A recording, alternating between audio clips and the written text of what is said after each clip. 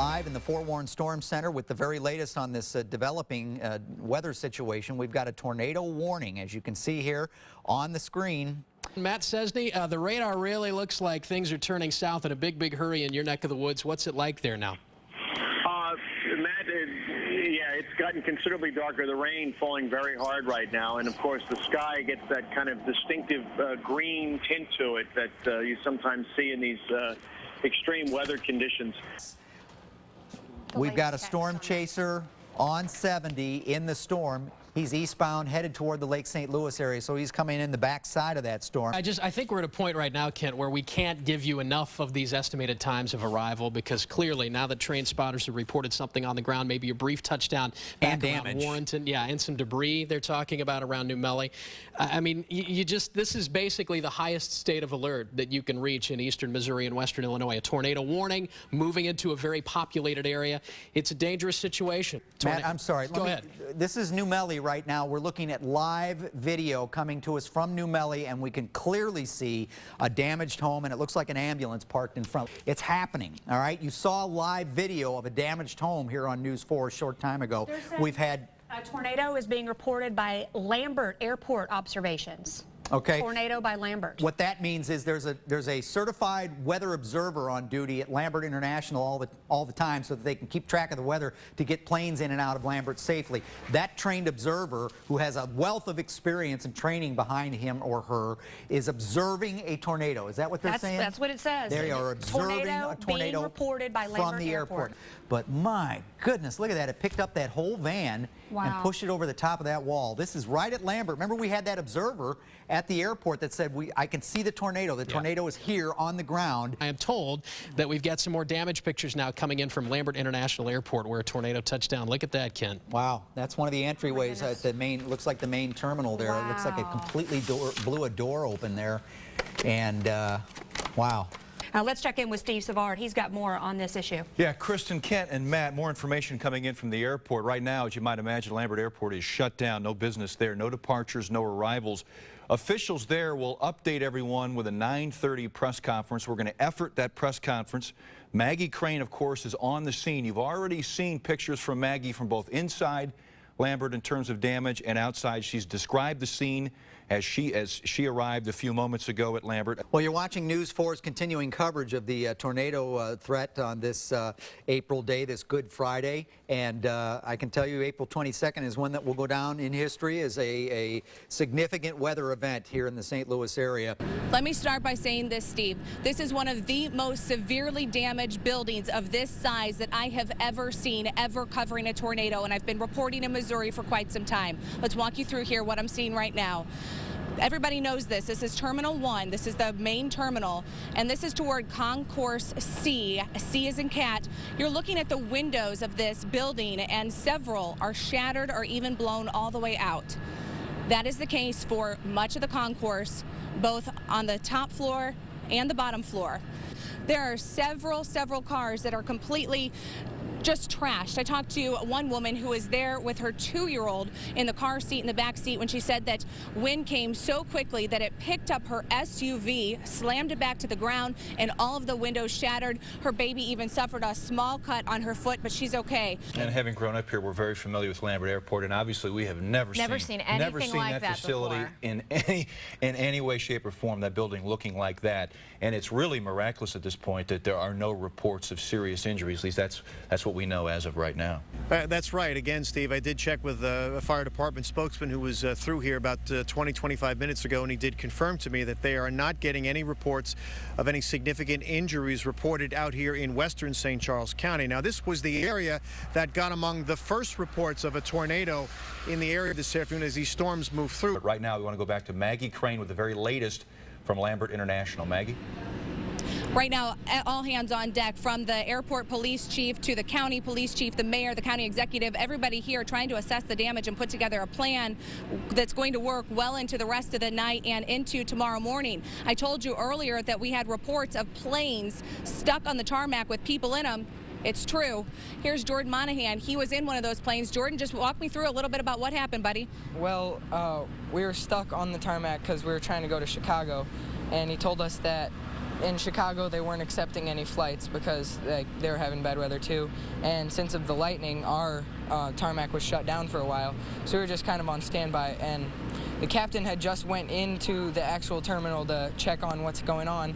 So right when that happened, I mean, the tornado came, and it came fast, and so we got picked up and like shook around a little bit, and it was pretty scary. But it was so fast, and I remember all the lights and like the whole airport just went down at the same time, and a lot of the windows actually on the terminal just flew out. But so after it was like over and everybody's like, what just happened? Then the first officer, I think of the plane, he was like, well, the captain actually just went back into the terminal, so I'm kind of in charge right now. And then so we just played the waiting game for a while after that. Well, Mark Cox is about a mile or two east of there, east of where the downed power lines are, in the Bridgeton area, in the vicinity of Interstate 270 and St. Charles Rock Road. He joins us by phone. And Mark, what's the latest? Are cars on the move at this point in that area?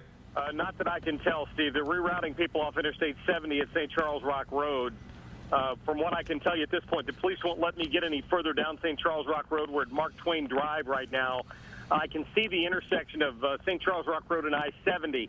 Traffic is back to, is at a dead standstill on I-70 back to the west of here. I'm told there's a tractor trailer that has tipped over and is blocking traffic on Interstate 70, which is brought traffic eastbound to a complete halt here. News 4's Brian Feldman has been touring much of the damage tonight. And Brian, where are you? Guys, we are right in the heart of Ferguson right now. Steve, if you'll follow me, I have heard the phrases warpath. I have heard it's like the scene out of a movie. It is really, really, really bad here with the corner of Elizabeth and Chambers. And right over there, Steve, if you can get a shot of that right there, that used to be a two-story church. It is now a one-story church. There are power lines down. There are street lights that are in the middle of the street. There was a plow that was taking trees off of an intersection. I talked to one of the neighbors, and he absolutely positively was just devastated. He said for about a good 20 minutes or so, they went downstairs and they heard a bunch of popping, and this whole neighborhood is absolutely devastated based on what has happened right now. They don't know what they're going to do. They don't know where everybody is going to go at the moment. It's very, very, very sad. There are trees. There are power lines. You have to essentially duck just to walk down the street and get over everything. All right, we've heard from the airport police chief, the airport director, County Executive Charlie Dooley, St. Louis City Mayor Francis Slay addressing the situation at Lambert Airport. And you heard the mayor say that he wasn't necessarily comfortable saying this was conclusively a tornado that hit Lambert Airport. You're the expert here. It sure looks like a tornado.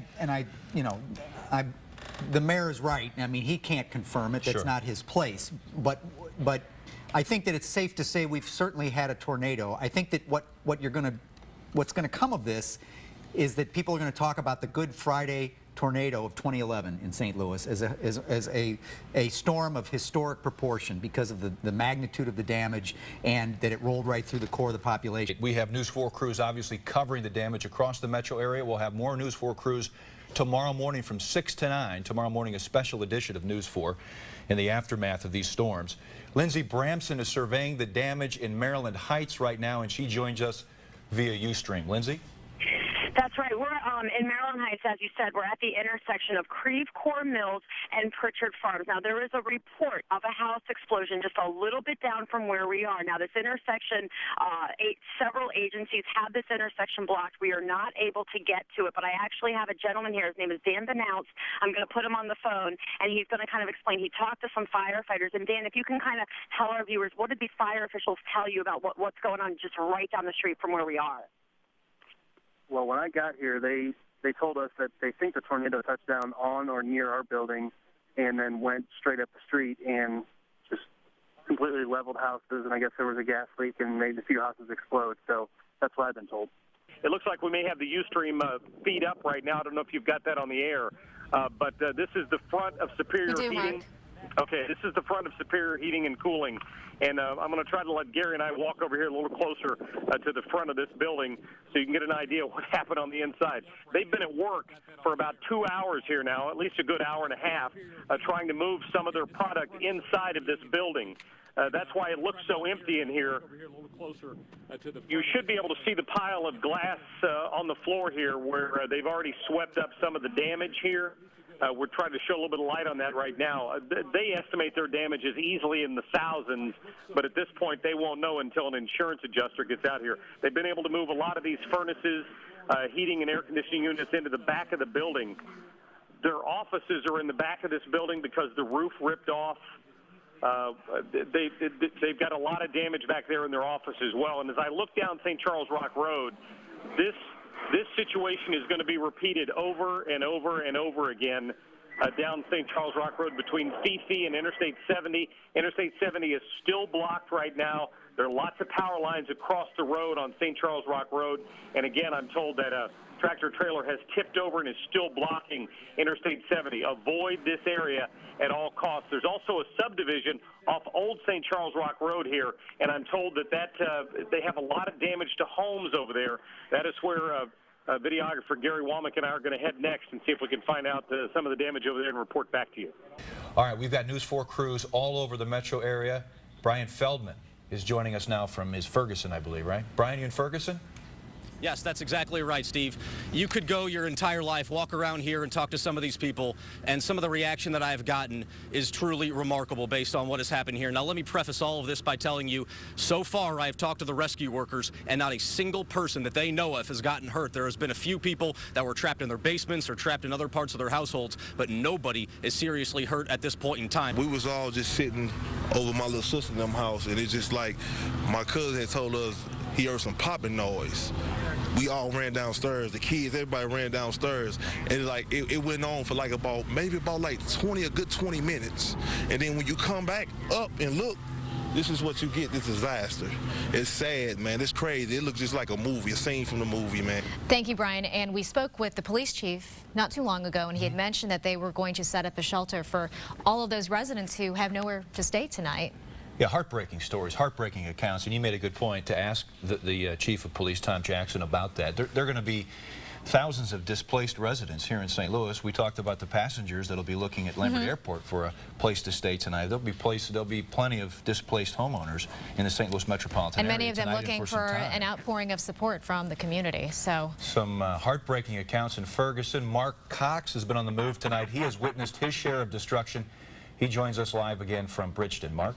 All right, Steve, Jasmine, let me know when you can see the Ustream video feed that we're trying to send back to you right now. We are again on St. Charles Rock Road. We've walked all the way down to Interstate 70 at this point. This is where the worst of the damage is. This is the first time I've been down this far. Police have just let us in here. John, can you just kind of give me your story when you first heard about it and what exactly happened? Well, we were in the church. We were showing the Passion of the Christ tonight, and I had received a text from my wife saying that there was a tornado over at 370 and 270, and about 5 minutes later we shut the movie shut off because of the power, and we all headed to the basement. We were probably only down there no more than 2 minutes, and we heard about 2 or 3 loud bangs from upstairs, and we all headed underneath tables. And as soon as we got under the tables, there was a tremendous pressure in our ears, and no more than 5 to 10 seconds it stopped, and it was gone. And when we pushed the doors open, from the basement of the church and looked up the steps, there was nothing but the sky. And Lindsey Bramson's been on the move through much of that damage tonight. She's made her way to Berkeley right now. Lindsey, what's the scene there? Yeah, here's what I can tell you. We're on Hanley. We're at the intersection of Hanley and Airport right now, and here's what's happening. People who are heading east on Airport, you are not able to continue past Hanley. You are being diverted. You have to turn around. Now, cars coming west you can head west on Airport, but what I'm finding out is that people in the neighborhood of Wolf and Airport, a lot of people are being evacuated from their homes. This has been an extraordinary night, no question, and we have called on all possible resources to cover these storms. Jeff Ablin was actually supposed to be doing the 10 o'clock sports tonight, but he was pressed into duty in storm mode, and he is just back from Granite City. And Jeff, can you describe what you saw up there? Well, Steve, I'll be honest. I mean, some areas of this road on Maryville Road, I mean, it was an absolute mess. I mean, we're talking a little around, I guess around 8:30, a tornado hit. I mean, it caused some damage. Several houses had their roofs lifted from them. There you see some of the footage Power lines were down 2 or 3 blocks down the street. Nobody had power, it seemed like. Trees and branches scattered all over the area. We even saw one car which was in the street before the tornado and then in a person's lawn after the tornado. I mean, it literally was simply a mess out there.